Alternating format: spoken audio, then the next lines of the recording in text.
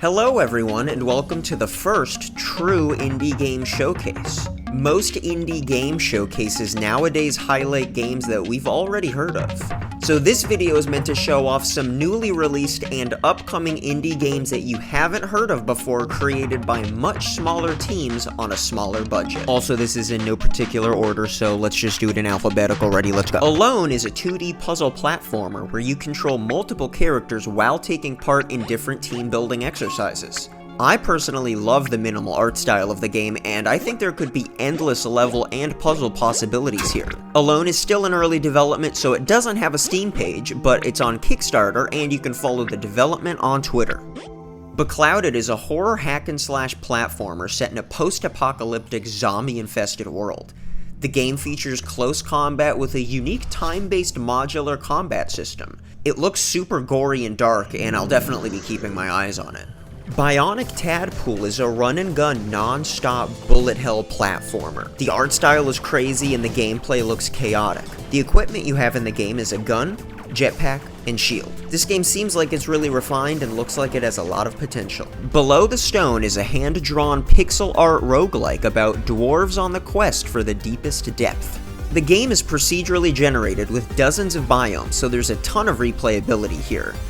There's also a lot of character customization and unique items to play around with.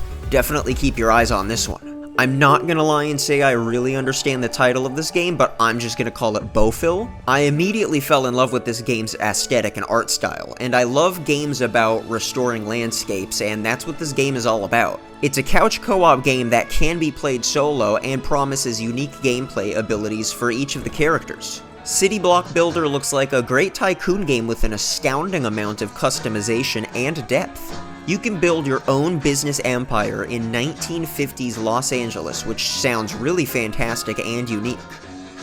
There's a staggering amount of buildings and prop options to allow you to manage all different types of businesses as well.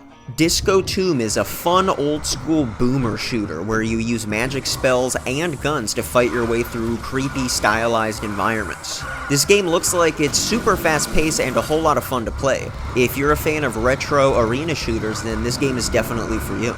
You want to scratch your Stardew Valley itch? Well, Everdream Valley looks like the game for you. The game boasts a beautiful world and a relaxing and casual aesthetic.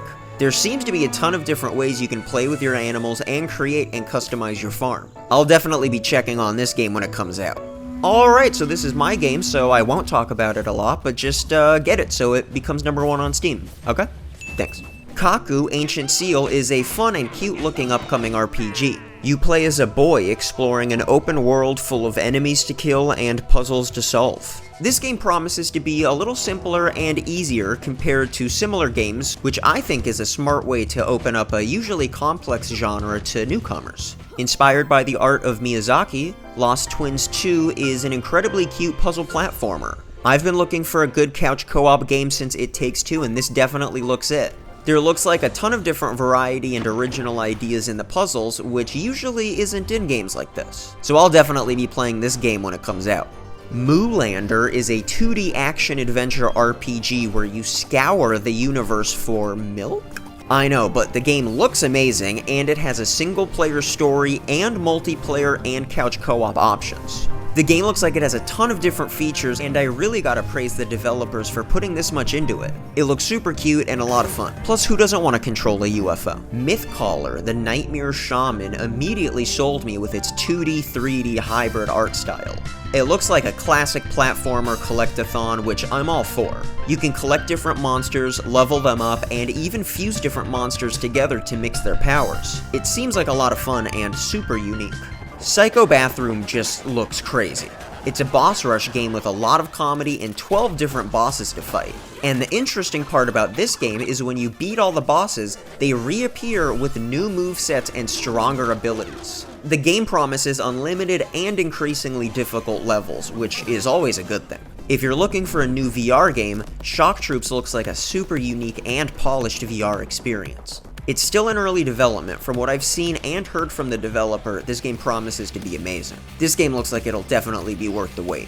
Spheriums is a single-player FPS where you explore a series of unique worlds. There's over 50 different kind of creatures with unique behaviors and weaknesses, and you'll need to use the right weapon against the right enemy. The environments look really varied and beautiful, and it's cool that this game was built by only 2 people. Stormrite is an open-world RPG set in a fantasy medieval kingdom. The world looks absolutely amazing, and the combat looks super interesting. In the game, you're a squire, so the more you play, the better you'll be. And you can use magic and choose from 5 different fighting styles. Thank you for watching the first true indie game showcase. If you like it, let me know if you want to see more games showcased, and if you want your game featured, just reach out to me on Twitter or email. Stay tuned for more information about my upcoming game Animalistic, and subscribe for more. K-Dog out.